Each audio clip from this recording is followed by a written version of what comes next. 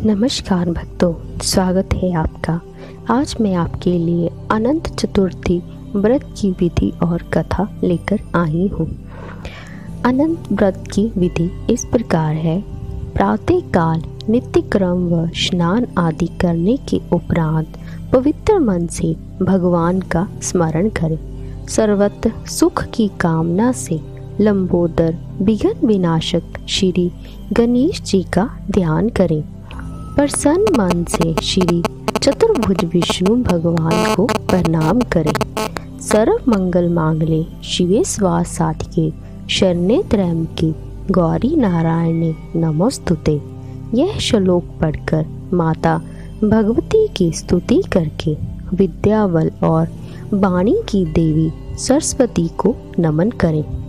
सर्वभूतेषु भगवान शंकर और इष्ट अन्य सभी देवी देवताओं की स्तुति करें।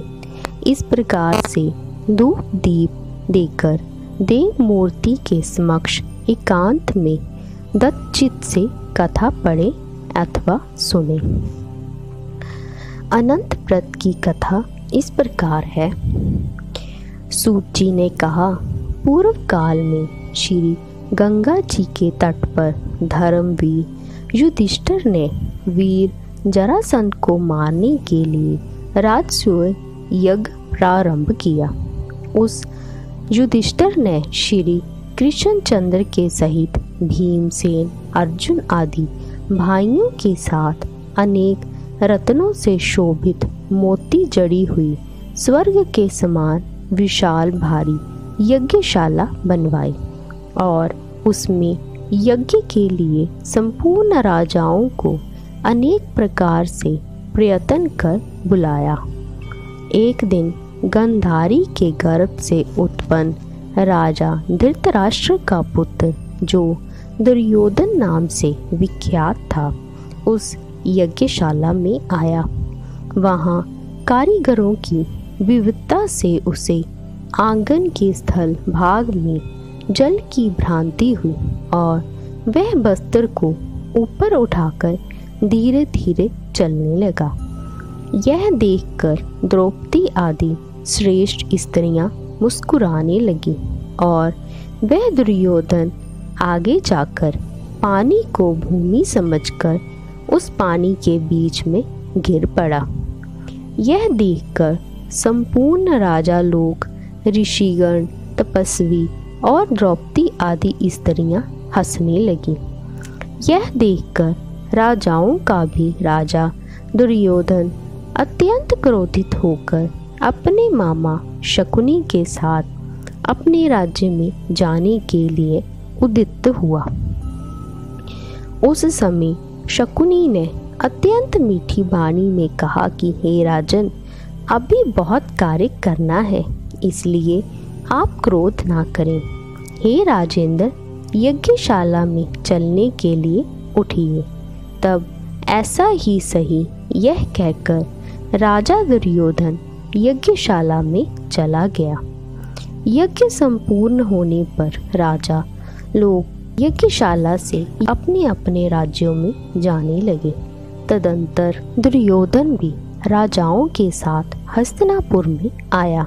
वहाँ पांडु के श्रेष्ठ पुत्र युधिष्ठिर, भीमसेन, अर्जुन आदि को बुलाया और अपने राज्य में जाकर जुआ खेलने लगा।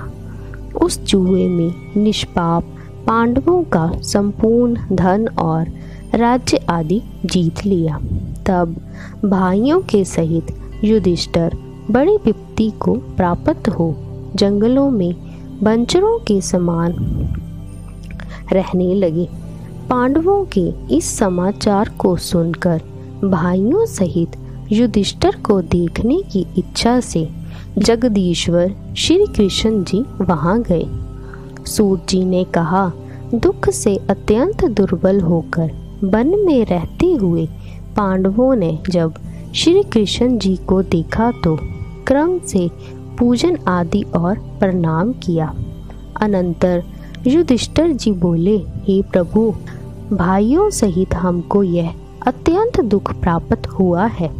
इस दुख स्वरूप सागर से हम कैसे छूटेंगे, सो कहिए।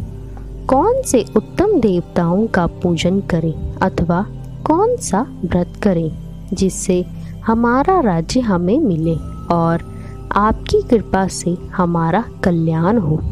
तब श्री कृष्ण जी ने कहा, हे युधिष्ठिर, पुरुषों और स्त्रियों के संपूर्ण पाप को नाश करने वाला अत्यंत उत्तम एक अनंत व्रत है। वह भाद्रपद मास के शुक्ल पक्ष की चतुर्दशी को होता है। उस व्रत के अनुष्ठान मात्र से संपूर्ण पापों का नाश होता है। राजा युधिष्ठिर बोले कि हे वसुदेव, आपने जो अनंत व्रत कहा सो वह अनंत कौन है? मुझसे सत्य सत्य कहिए। श्री कृष्ण जी ने कहा, हे धर्मराज, अनंत हमारा ही नाम है, इसे हमारा ही सब रूप जानो। सूर्य आदि जितने ग्रह रूप हैं और काल जो कहे जाते हैं वे सब पल, घड़ी, मुहूर्त, दिवस, रात्रि आदि रूप से पक्ष, मास, ऋतु, वर्ष, युग और काल आदि की व्यवस्था सब हमको ही जानो। यह जो काल हमने कहा है वह अनंत इस नाम से प्रसिद्ध है। वही काल रूप में पृथ्वी का भार उतारने के लिए इस कृष्ण नाम से उत्पन्न हुआ है। दानवों का नाश करने और साधुओं की रक्षा करने के लिए वसुदेव के कुल में मुझे उत्पन्न हुआ जानो। ऐसा वचन सुनकर युधिष्ठिर बोले, हे जानने वालों में श्रेष्ठ, अनंत व्रत का महात्म और विधि कहिए। इस व्रत का अनुष्ठान करने वाले प्राणी को क्या पुण्य होता है, क्या फल मिलता है, क्या दान किया जाता है और किस देवता की पूजा की जाती है? पूर्व काल में यह अनंत व्रत किसने किया और मृत्यु लोक में किसके द्वारा प्रकाशित हुआ? विस्तार सहित इस अनंत व्रत को हमसे कहिए। श्री कृष्ण जी ने कहा, सतयुग में सुमंतु नाम का एक ब्राह्मण था।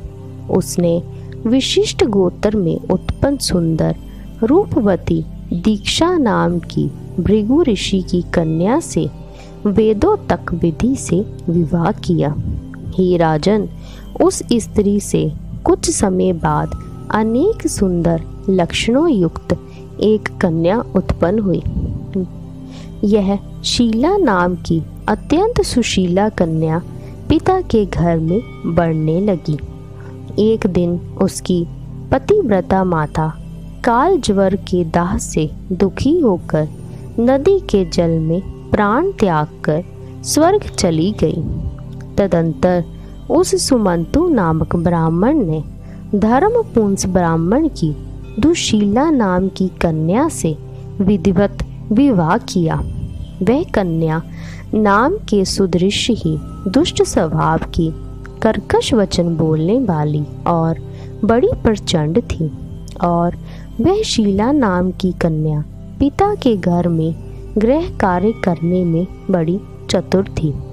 वह दीवारों में बाहर के दरवाजों के ऊपर स्वास्तिक, शंख, कमल, नीले, पीले, सफ़ेद और काले रंगों से अनेक प्रकार के चित्रों को लिख लिख कर सजाया करती थी। इसके अनंतर इसी तरह बहुत दिन बीतने पर कौमार्य अवस्था में प्राप्त वह कल्याणी शीला पिता के घर में बड़ी हो गई। उसको देखकर पिता चिंता करने लगा कि यह कन्या पृथ्वी पर किस गुणवान वर को दे।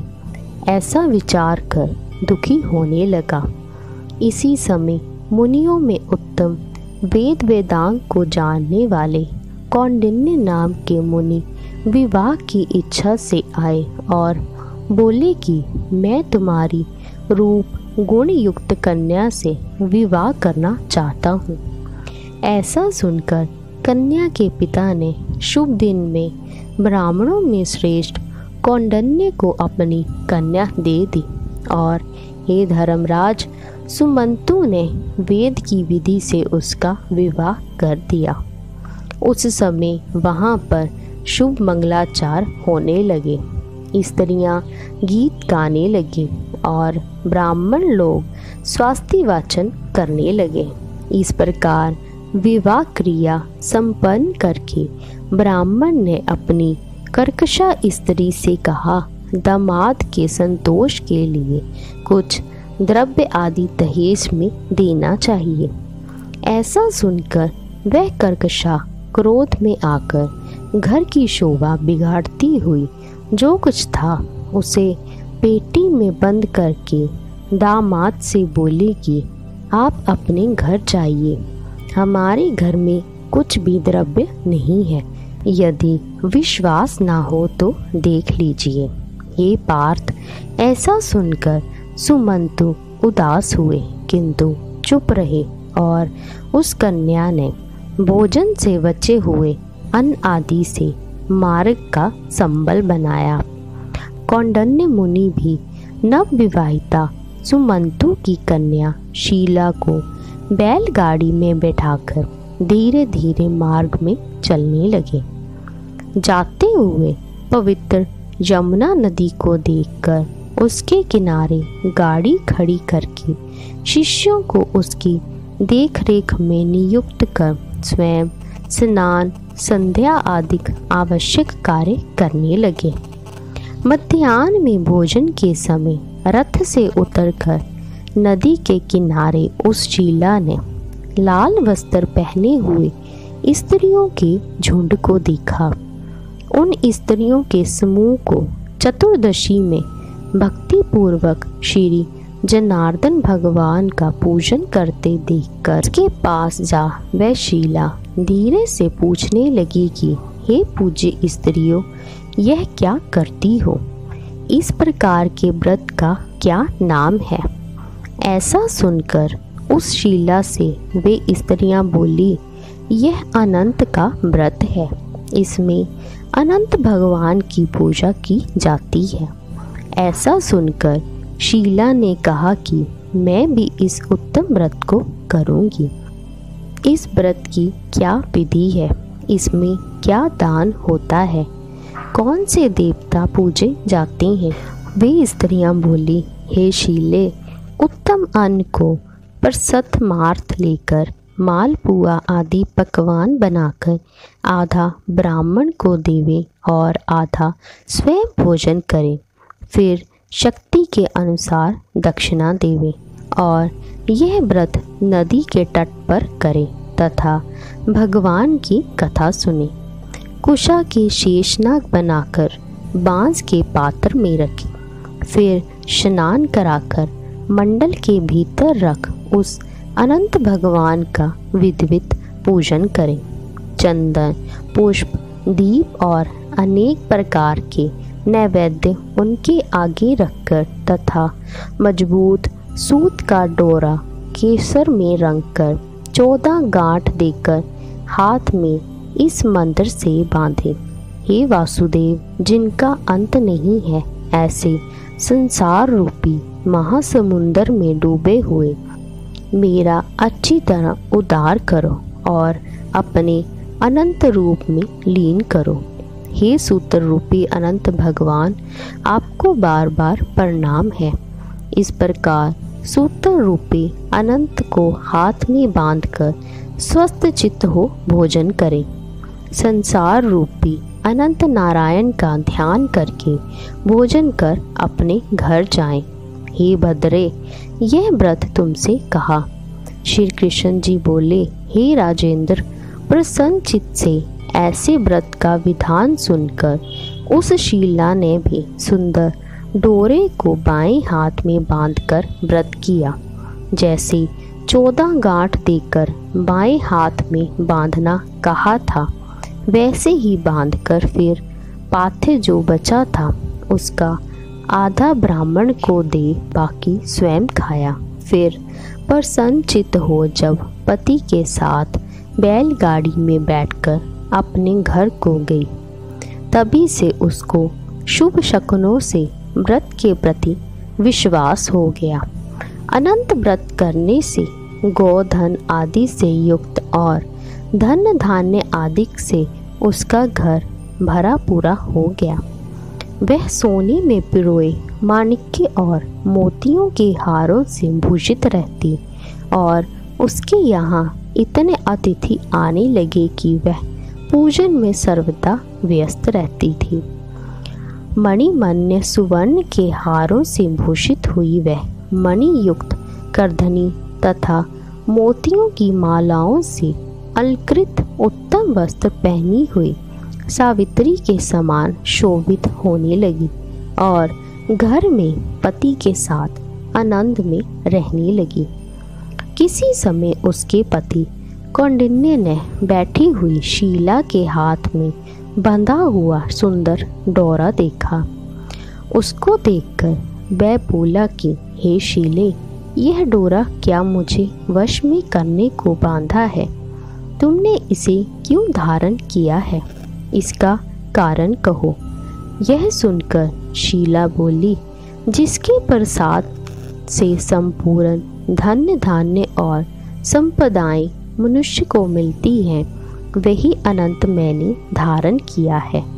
श्री कृष्ण जी कहते हैं कि पांडुपुत्र लक्ष्मी के मद से अंधे हुए शीला के पति उस ब्राह्मण ने शीला का वचन सुनकर उसके डोरे को जल्दी से तोड़ डाला और वह कौन अनंत है ऐसा कहते हुए पाप आत्मा उस मूर्ख ने डोरा जलती हुई अग्नि में डाल दिया। तब शीला ने व्याकुल होकर हाहाकार करती हुई दौड़कर डोरे को लेकर दूध में डाला। उस पाप क्रम से उसकी लक्ष्मी क्षीण होने लगी। गौ आदि को चोर ले गए, घर में आग लग गई, धन नष्ट हो गया। जो जिस प्रकार घर में आया था वह उसी प्रकार फिर चला गया। कुटुंब में भी कलह होने लगा, भाइयों में लड़ाई होने लगी। अनंत को फेंकने के पाप से घर में दारिद्र्य घुस गया। हे युधिष्ठिर, उसके साथ संसार में कोई बातचीत ना करता। वह शरीर से अतिशय संतप्त हो गया और मन से भी दुखी बड़े भीषण दुख को प्राप्त हुआ। तब उस कौंडिन्य ने स्त्री से कहा कि हे शीले, मैं सहसा उत्पन्न हुए शोक के कारण दुखी हो गया हूँ। मेरा संपूर्ण धन नाश हो गया है। सब जनों से कलह होता है। मुझसे कोई बोलता नहीं है। शरीर में नित्य ज्वर आदि ताप रहते हैं। चित्त में बड़ा भारी खेद होता है। इस अनर्थ का क्या कारण है, क्या तुम जानती हो? और क्या करने से भाग्य अच्छा होगा? तब सुंदर वस्त्रों वाली शीला पति से बोली कि अनंत को फेंकने के पाप का यह फल है और अब हे महाभाग, उसके लिए उपाय करें तो फिर सब हो जाएगा। शीला के ऐसा कहने पर वह ब्रह्म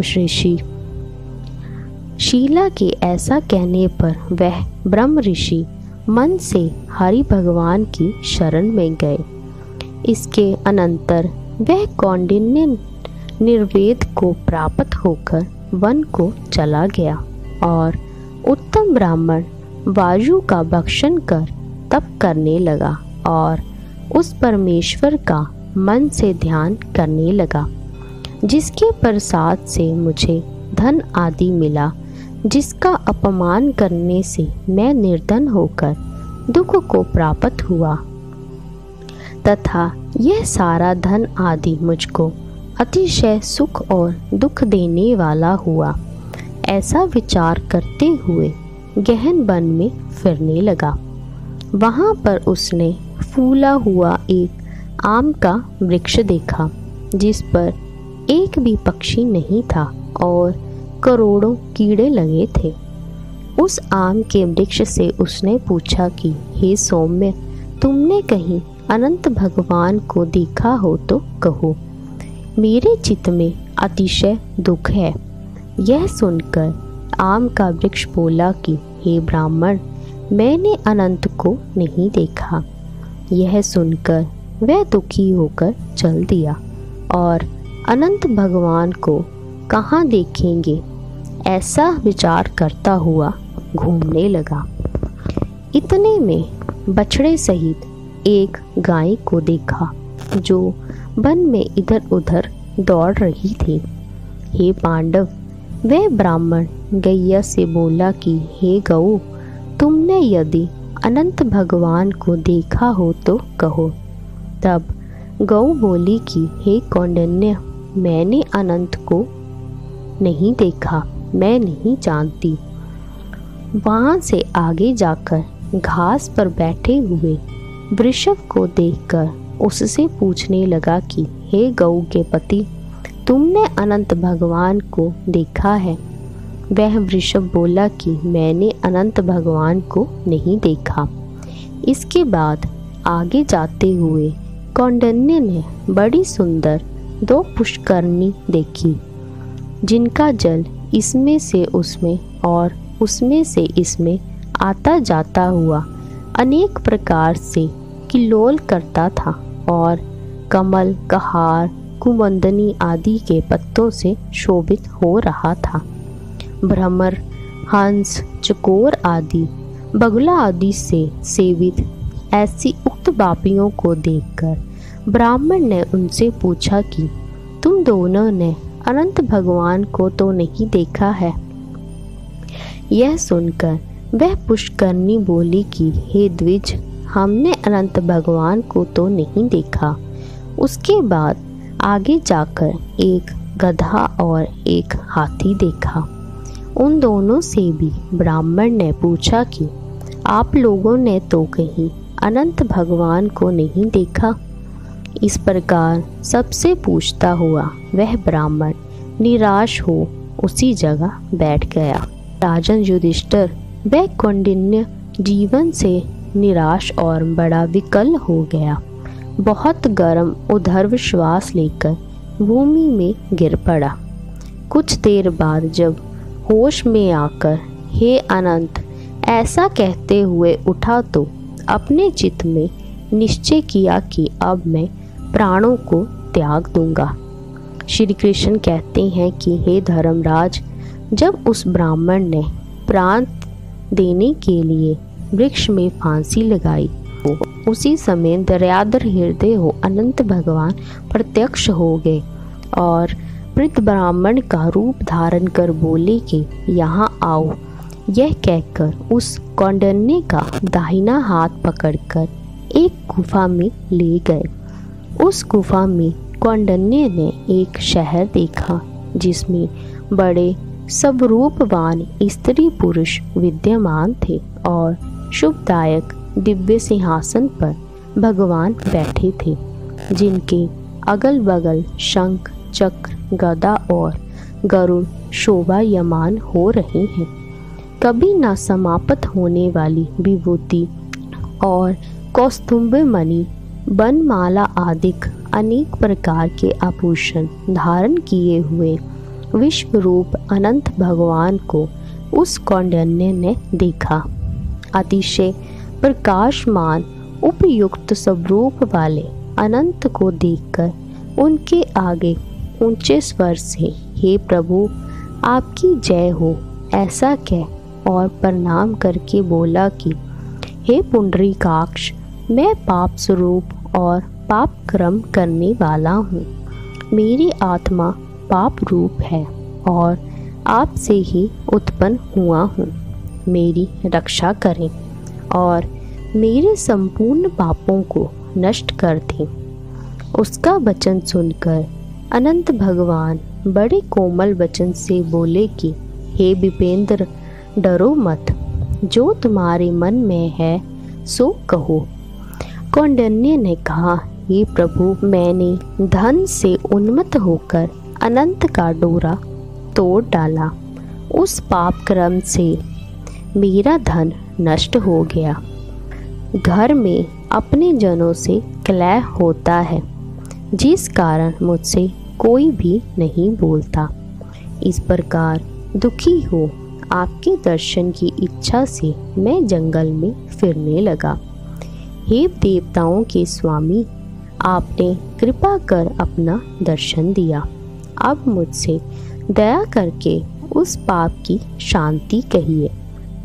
श्री कृष्ण जी बोले, हे युधिष्ठिर, भक्तों से प्रसन्न किए गए देवता क्या नहीं देते। अनंत भगवान भी उस ब्राह्मण का वचन सुनकर बोले।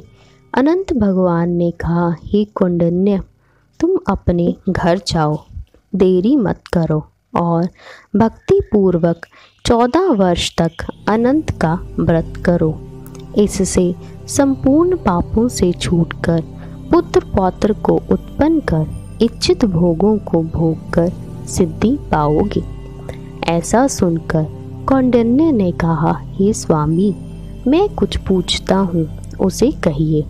वह आम का वृक्ष कौन था और कमल, कुमंदनी, कहार आदि से सुशोभित परम सुंदर 2 पुष्करणी जंगल में देखी हैं, सो क्या थी? वह गधा कौन था? वह हाथी कौन था? और वह उत्तम वृद्ध कौन था? अनंत देव बोले, वह आम का वृक्ष वेद विद्या को अच्छी तरह से जानने वाला ब्राह्मण था। उसने शिष्यों को विद्या नहीं दी, इसलिए वह वृक्ष हुआ। और जो गौ देखी थी वह बीज को खाने वाली पृथ्वी रही। और जो घास पर वृषभ देखा था वह सत्यलोक में धर्म था और धर्म अधर्म का निर्णय ठीक नहीं करता था। वह पुष्करणी दोनों बहन और ब्राह्मणी थी। धर्म अधर्म आदि जो कुछ होता परस्पर देती और लेती रहती थी, तथा उन्होंने वेद पाठ करने वाले ब्राह्मणों तथा गरीबों को कुछ नहीं दिया, भिक्षुकों को भिक्षा नहीं दी। उस पाप क्रम से दोनों का जल आपस में इधर का उधर और उधर का इधर होता रहता है। और गधा जो देखा वह क्रोध था, जो हाथी देखा वह अभिमान था, जो ब्राह्मण था वह मैं ही अनंत हूँ, और जो गुफा थी वह कठिन संसार सागर है। ऐसा कहकर भगवान अनंत उसी जगह अंतर्ध्यान हो गए। 14 वर्ष तक अनंत व्रत करके जैसा अनंत भगवान ने कहा था वह सब सुख भोग कर फिर अंत में अनंत लोक को गया। इस तरह से हे राजश्री, तुम भी कथा सुनते हुए व्रत करो। इस प्रकार अनंत चतुर्दशी व्रत कथा समाप्त होती है।